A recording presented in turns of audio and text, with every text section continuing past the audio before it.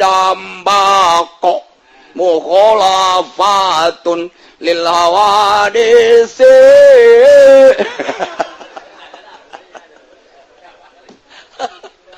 Aduh, Masya Allah. Tapi kalakuan anak kos tungat ngerti karena wujud kira mbako aja. Wayang ngeridit baik. Wayang main bola di TV terus baik. Hei, ai isya kaunuhu aliman samian basirona mana? Ai dina bahasa peker mah pohara jasa. Di berjamaah gun kunyano. Ceramah bisaan jasa. Saudara-saudara sekalian. MZ bae. Ngamata kele geus paeh kan MZ na. Tapi kalakuan kos adu teu ngarti. Lawan tak teu boga rasa. Ieu mah dek dididik rasa supaya ngeunah anu luar biasa maca Quran teh nikmat, zikir teh ngeunah, maca sholawat teh nikmat, ngeunaheun tafakur teh geunaheun. Sakumaha tadi urang salat Allahu Akbar. Kemudian ayat tah kuari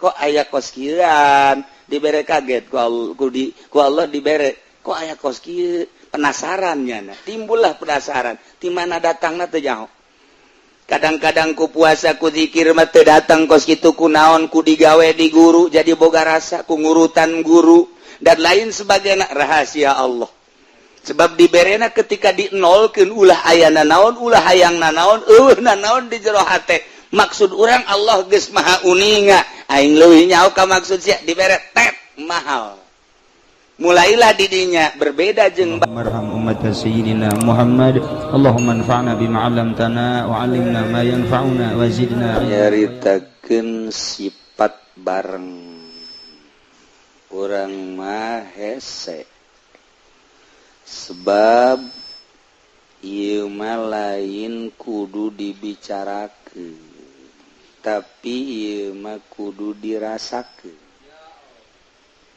okos urang boga kabogoh eta kabogoh nempel di hate urang jadi aya bae tadi hate teu daek poho-poho kacipta ku urang biwirna irung hunung sagalana aya di jero hate okos kuari resep kana cincin eta cincin ka bawa salat aduh luar biasa mun teu batal mah bari salat ge ngagosokan cincin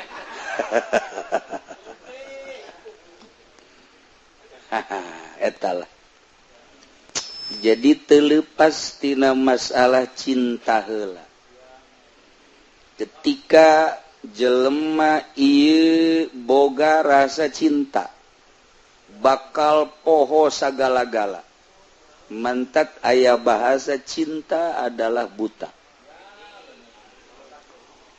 cinta teh urang mah caritana ngan sakadar ka awewe bae urang bogoh ka awewe di belah kidul sedengkeun mun urang dekat ditu ngaliwatan kuburan terkenal kuburan eta asal jam 11 12 ka ditu osok aya ririwa angker luar biasa tapi sugan urang sieun ka ririwa henteu hujan ngelecrek angker nu luar biasa poek listrik urang boga janji jeung kabogoh urang kajenting kumaha ge apapun yang terjadi sekalipun nyawa taruhannya wow eta memperjuangkeun itil kos kitu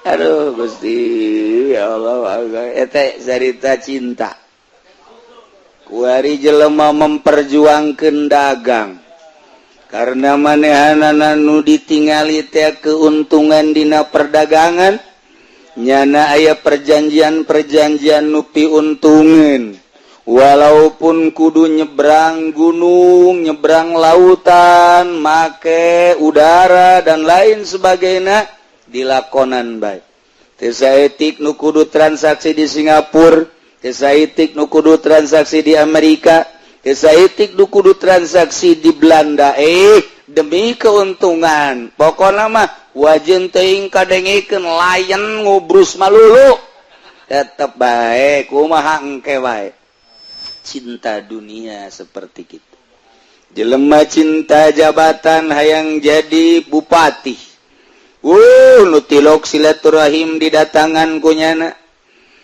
lolondokan ka dieu kudu make pakaian ieu ka dieu kudu make pakaian ieu terus baik ternyata tina nyana lolondokan jadi bunglon beneran. Iyalah akibat cinta perlu dibere perlu disanjung terus iya sebuah cinta lamun urang geus cinta ka Gusti Allah kajian kukumaha ge dibelaan bae urang resep jasa berjamaah kebeneran poek listrik di samping eta hujan raja ngaririncik lantaran urang geus kagambar ganjaran 27 pokoknya tidak mau tahu berangkat baik ke masjid sekalipun tipaleset. Iyalah karena cinta Gusti Allah melalui sholat berjamaah. Masya Allah, ku cinta mah baik. Karena ia dididik soal urusan batin nyana geus dibere ala kadar celah-celah karasa ku nyana tenang padahal tenang mah lain pinis. Padahal karomah mah lain tujuan nama lain tenang lain karomah hiji Allah ngan awalna dibere satu ketenangan sakinah di dieulah manehanana berani mentang mata batur sare nyana udang batur sebeuh nyana lapar batur gagayaan nyana cumplang campling naon ieu masalahna cinta Allah geus teu maelu kajen kukumaha ge dinasehatan ku sasage euy sia kunaon edanan seuri bae hei sia kunaon atuh ieu bangona walah wahul seuri bae hei sia kunaon atuh beda ti sasari seuri bae sebab naon sebab aya satu kenikmatan nu batur teu jauheun nu hese dijabarkeunana percis kos jelema mimiti kawin jeung nu geulis dipegateun kawin deui jeung nu geulis pegateun deui kawin deui jeung nu moal pohara jasa dipegateun deui celek kawin jeung nu jore Masya Allah tetep bae adem ayem kabeh ngomong sia kunaon ieu pamajikan kahiji kadua katilu kaopat garulis dipegat-pegateun ari ieu sia mani terus bae ada satu kenikmatan aduh hiji tilok marah kadua ngusapanana pohara belana ka aing luar biasa ngagairahkeunana jeung nganasehatkeunana ya pokona mah soal rupa mah kos kitu pokona jangan dilihat rupane tapi isine widih ya rupane ora pira waduh tapi apem me waduh sia mah ka apem baeran pugu bararasi ta apem nah iyalah cinta urang lamun berbicara cinta kos gitulah kuari jelema mencintai cincin hudang ti peuting batur mah tahajud kunaon ngagosokan cincin eta kaman lamun disoting ku urang meureunana diungar lembur bloon jasa ngagosokan cincin teu ngapeuting ku goblok-goblok deui mun pake maca Quran atuh tapi tetep bae cinta cincin Masya Allah disorot deui oh pohara di luhur disorot dihandap disorot padahal kitu-kitu kene bolon budak dibebenjokeun ku nu leuleumpangan di rod cincin digulak digelik digulak digilak digulak di wow cek geus aya seteran ya cerita cinta cinta wanita, cinta dunia, cinta cincin, cinta kendaraan, cinta jabatan, bebeakan. Kitu kene cinta Allah mesti loba nu dikorbankeun. Nah, ieu mah kan ngaji rasa. Nu bantak dididikna lalaunan ku guru thariqah, teu bisa sakaligus. Anu langsung sakaligus tamat mah sugro kubra. Wah, tuh beres tah bagus. Fotokopi bae ku sia. Meuli ka ditu kemeranggen aya buku-bukuna bacaan ku sia mentem sepeleng bisa. Tapi dididik yeula dideuleu langkah-langkahna. Dideuleu kekepesanana terhadap dunia, dididik dicarekan, tingkatkan dia kadele mun cara lang-layangan manggis bisa dipaen ke kuno main ke nana lantaran ieu lang-layangan berat ka buntut teu daek naik kurang buntut di buntutan berat sabelah ngigir bae berat kabelah dia ngigir bae diopenan talang layangan teh buntutan abeh naik buntutan oh ieu teh miring bae belah dia kurang diraut deui supaya ngeunaheun teng paenkeun ka dieu nurut ya guru terhadap murid seperti kita itulah dididik ieu teh supaya boga rasa bahwanya na didelekeun ku Allah bahwanya na didengikeun ku Allah bahwanya na teh dikanyahokeun ku Allah tak kena boga rasa eta tah pan urang ge ngaji manggeus nyaho malah didengung-dengungkeun disapekar wujud kidambako mukhalafatun lil hawadisi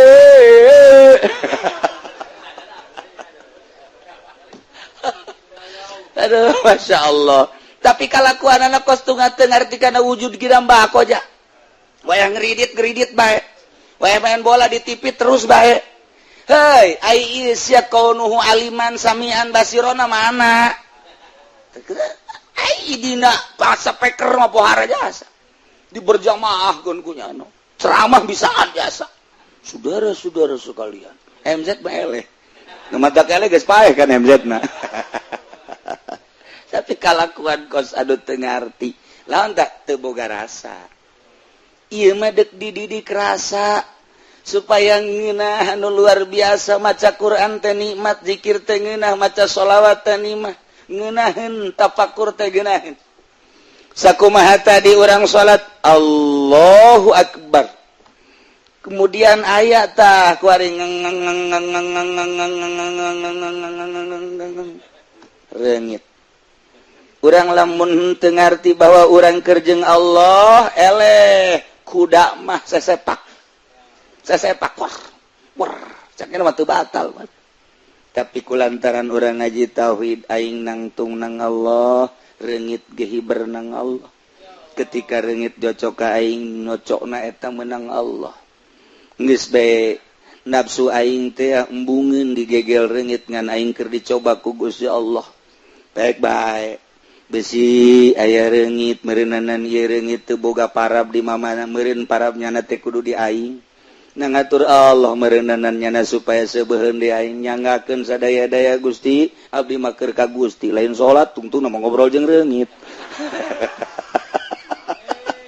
eta mah jam penjabaran matak ieu mah rasa hese dijabarkeunana ketika orang salat Allahu Akbar panas cik watak urang mah embung jasa hareudang teh jahayangna mah tiis ngahiliwir tapi dibere panas perangan ku urang ye cak watak teh ieu mah watak ngan aing keur merangan watak deuk jeung Allah aing mah mulai roh ngomong cak roh teh sia mah hayang ngeunahan bae hayang tempat anu sejuk dahar hayang ngeunah beuteung hayang sebecak roh atuh eta mah urusanna zahir aing tirok diurusan ku sia iraha aing diurusan ku sia aing teh hayang maca Quran aing teh hayang nyaho ka harti Quran aing teh hayang nyaho kana rahasia Quran ku sia teu pernah diparaban aing nu diparaban teh zahir malulu ribut roh jeung awak kitulah thariqah ketika terus urang ngadidik roh bakal ngomong ke awak ketika awak urang lapar dahar cak roh tuh sia deui bae dahar ketika hees tuh cak roh sia deui bae hees aing mah can diparaban-paraban ketika dur zohor urang hees tuh bagian aing hees deui bae cak roh iraha sia atuh mere dahar ka aing goblok tolol cak roh ge nyarekan ka awak urang nyarekan ka awak urang ketika urang ngaji babarengan reup hees cak roh teh tolol sia deui bae ira deuk beresna tuh geus puguh tunduh sia molor keur ngaji ge hees bae ai deuk ira di parabanana tuh ketika orang maca Quran kakarak menang ayat 2 ayat haji bae sadaqallahul azim goblok cakro tolol sia deui bae asal kajen kukumah ge coba ta sadaqallah naon dia bener bae ngopi tuh kan cakro teh ya tuh sia deui bae ai irah di parabanana roh marah antap cakro ke di akhirat sia nya dibeulem sia badai geus dibeulem panjeung aing-aingna cakroh teh wayahna atuh ieu lah toriko dibulak dibalik ngeuweuhkeun watak tobeat urang dikaallahkeun supaya leuleus sakumaha lang-layangan dipaenkeun ka mana belah dieuna ku guru maksudna belah dituna ku Allah ketika datang instruksi ti Allah persis ka Sayyidina Abu Bakar Siddiq radhiyallahu anhu Abu Bakar Siddiq cak Abu Jahal Abu Bakar siap percaya gitu karena lamunan Muhammad karena sihir Muhammad gitu kunaon kamari mah Muhammad masih wajar-wajar kene kuari mah Muhammad bejana mantas di Palestina cenah naik ka luhur lagi ka Sidratul Muntaha ya siap percaya leuwih ti eta percaya Abu Bakar Siddiq iyalah iman anu luar biasa bandingkan jeung urang titah ulah ngeridit masih ngeridit lah ku guru ge teu kanyahoan ieu tolol teh coba ku guru ge teu kanyahoan ai Allah lah Allah mah gaib ieu toh tuh bolot deuk datang ka mana ieu urang ibadah iyalah diperlukeun thariqah teh diperlukeun saat jelema teh ikhlaskeun melalui thariqah teh diperlukeun saat jelema takabur datangkeun thariqah teh diperlukeun ketika manehna hubud dunya datangkeun thariqah teh diperlukeun ketika jelema ieu kitu hubur riasah yang jadi pamimpin datangkeun thariqah nu matak thariqah teh diperlukeun bagi jelema nu deuk ka Allah ketika takabur di thariqah mah ulah sok norekat sia abe ulah takabur sing bener norekat ketika manehna ujub cak thariqah ge ulah sia ujub bae sok geura norekat abe ulah ujub sok geura maneh teh ko hubul dunya be datangkeun thariqah abeh thariqah teh ngabasmi tentang hubul mal hubul jah hubur riasah nu matak teu kaharti ieu mah norekat onto ongko dagang limbah ongko tojainya norekat onto ongko ngahikmat ongko ti dituna norekat ongko tapi manehna du dunia terus bohong berarti norekat tah ieulah diperlukeun thariqah mulai dibersihan melalui lelembutan abeh main lelembutan urang aya latifatul qalbi lelembutan qalbi latifatur ruh lelembutan ruh latifatus sir lelembutan sir latifatul qapi lelembutan qapi dan selanjutnya lamun geus rapi lelembutan lah nu main lamun lelembutan geus main mantep jasa duh asana aing bogoh ka sarwiti lelembutan main tangaranna cinta datang teh mah lelembutan juri gatuh ku situ mah lelembutanna ka Allah lantaran geus diberesan engke dibere firasatul mukmin awas adaku firasah seorang mukmin leuwih tajam tibatan pedang ngetek sing hade ka firasatul mukmin bantak mentalah petunjuk ke ahli firasah nah ku ari mah ahli firasah mah ge ahli firasah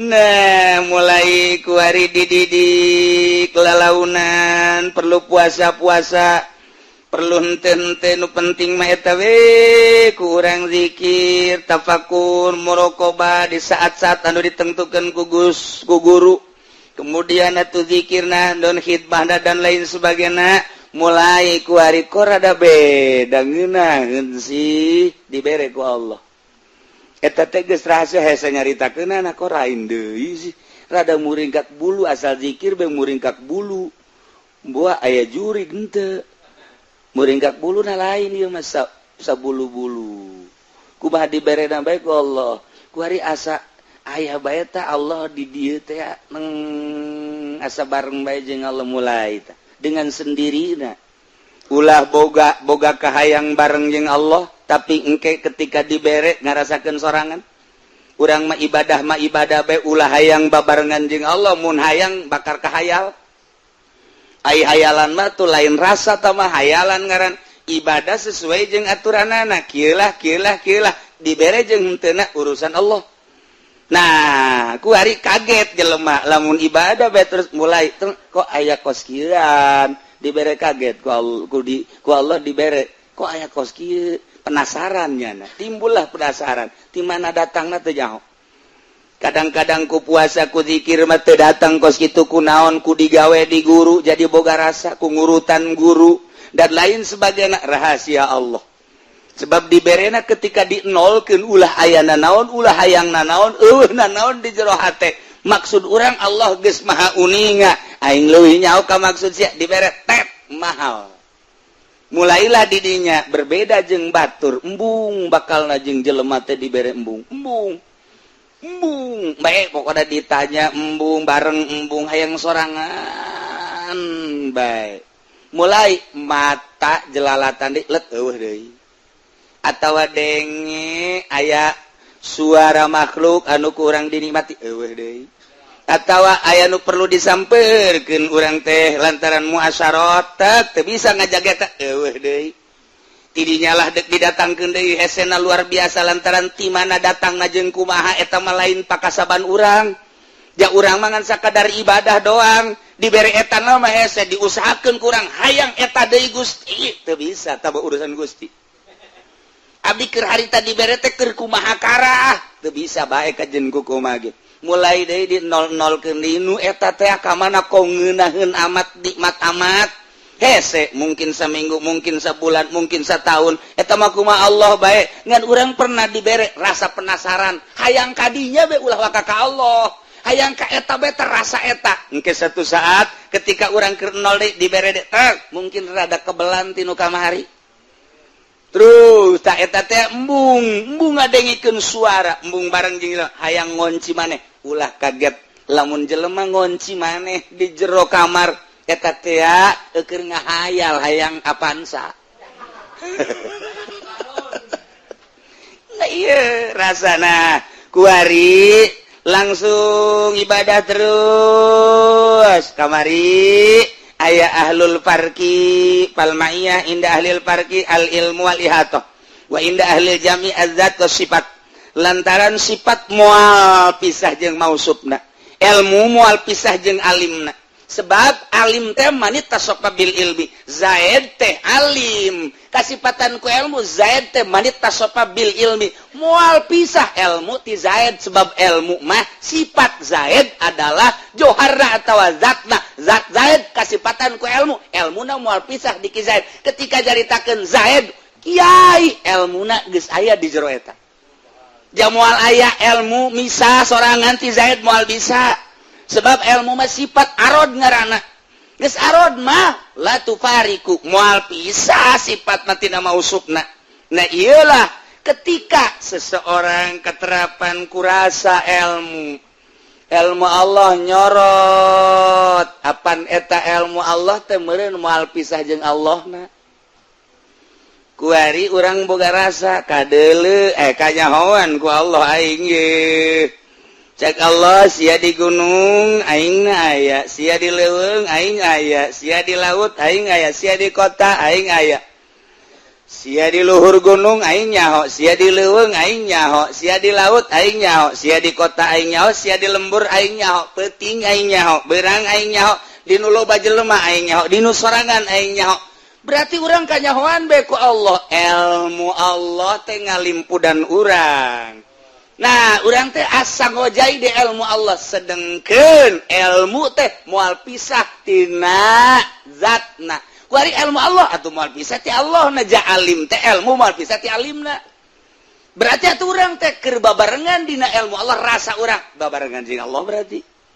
nah ieu keur carita dua macem indah ahlil farqi urang asa ka ihatah ku ilmu Allah ketika orang jadi ahlul jam'i orang babarenganna jeung Allah melalui zat melalui ilmu teh tadi nah nu mantak dauhan Allah mayakunu min najwa salasa illa huwa rabi'uhum urang lamun keur tiluan Allah nu kaopat da selalu bareng berarti selalu bareng wala khamsatin illa huwa sadisum urang limaan Allah nu kagenepna berarti selalu aya wala adna urang kaopat Allah kalimana urang katilu Allah kaopat da min zalik wala aksar illa huwa mahum urang 10-an Allah ka 11, urang 1000-an Allah teh nu ka 1000 hijina, urang 1 jutaan Allah nu ka 1 juta hijina. Dina harti teh selalu bareng jeung sahabat. Urang sorangan Allah ka 2, urang 5-an Allah ka 6. Teu pernah bareng, teu bareng. Terus bae berarti urang isin tidinya. Nah, nu mantap ku ari kieu. Lantaran terus-terusan aina makanu di mana bae urang ayana. Qalal Arif Al-Wartajusi radhiyallahu anhu, al-ma'iyah bil ilmi umum. Sifat ma'iyah ku ilmu umum. Ketika urang boga rasa babarengan melalui ilmu umum tah mah. Tidinya teh lamun Allah teh rasa bareng bae urang teh ku ilmuna, deket atuh ka Allah, deket na urang ka Allah ku ilmu, atuh teh mah khusus garana wali. Ngan wal qurbu bil ilmi umum, deket ku ilmu umum, wa bi zuhuri tajalli khususun. Lamun ku zahir tajalli eta lah khusus. Ku ari kieu. Urang ibadah bae ka nyai-nyayan, aya dibere, duh. Rasa nyahona Allah ka urang aya di diri urang. Cak Allah ulah nanaon sia ku aing dibere ilmu. Ngan ilmu na beda ti batur. Ilmu sia kudu dipetakeun. Nyaho sia petakeun, metakeunana bahwa aing teh nyahoeun ka sia. Pandeta urang boga ilmu. Ilmu urang na teh kudu dipetakeun bahwa Allah nyahoeun ka sia ka urang. Petakeun geura ilmu. Tak ilmu sia petakeun bahwa Allah teh nyahoeun ka urang.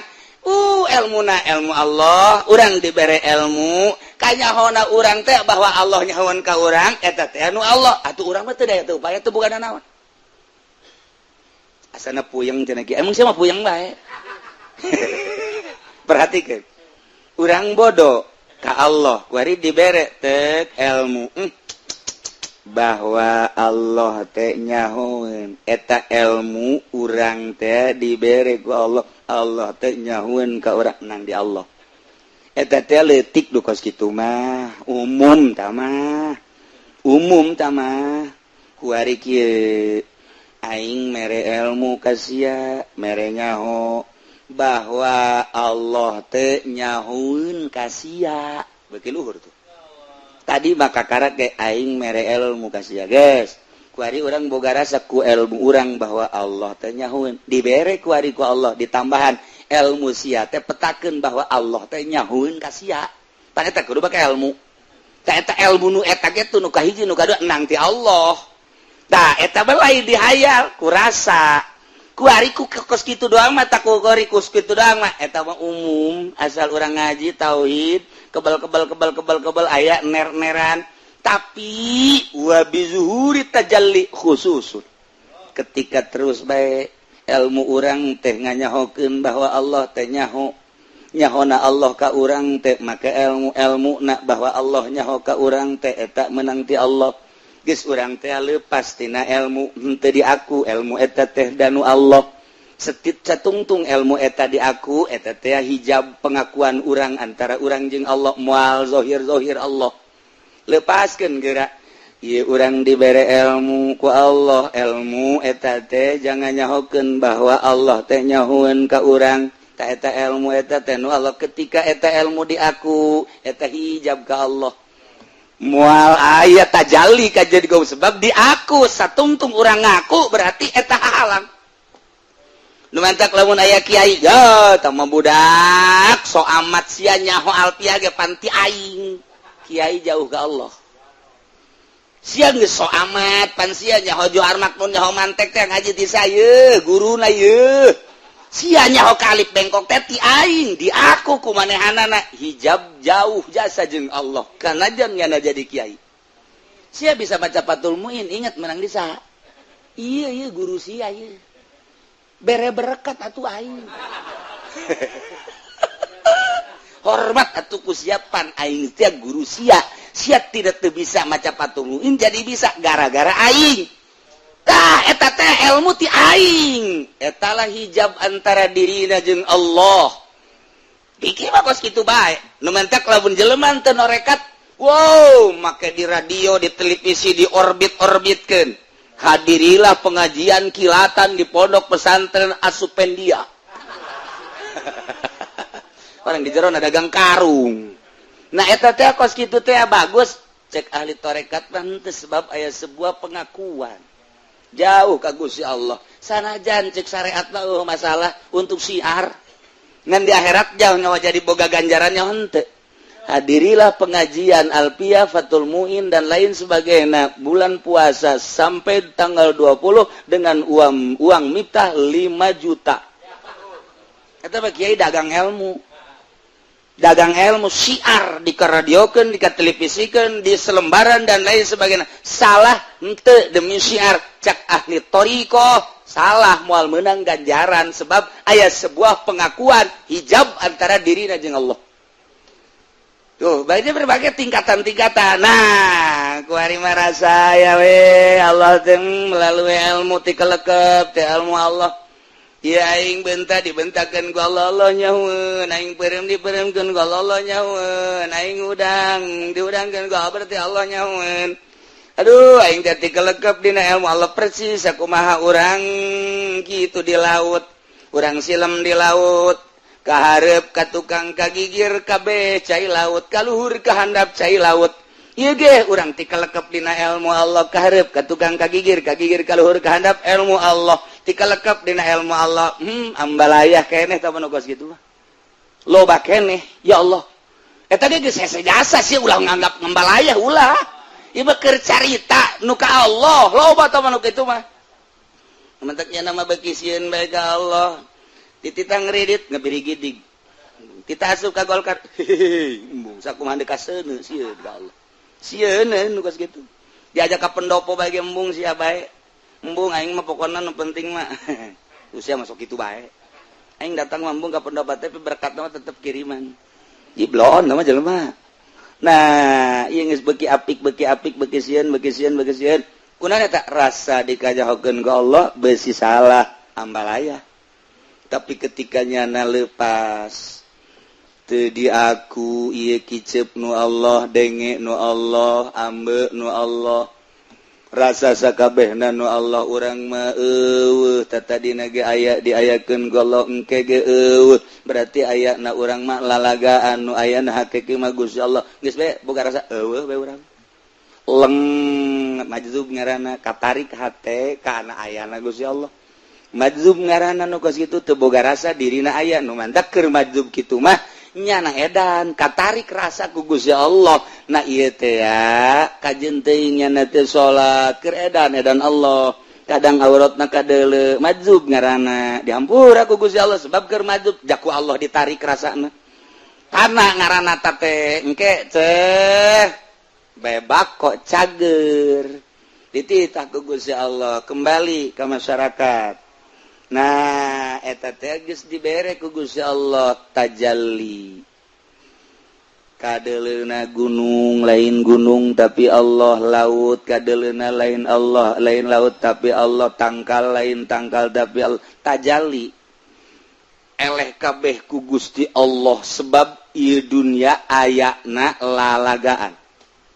Tadina eueuh kuari aya ti eueuh ka aya nu ngaayakeun Allah.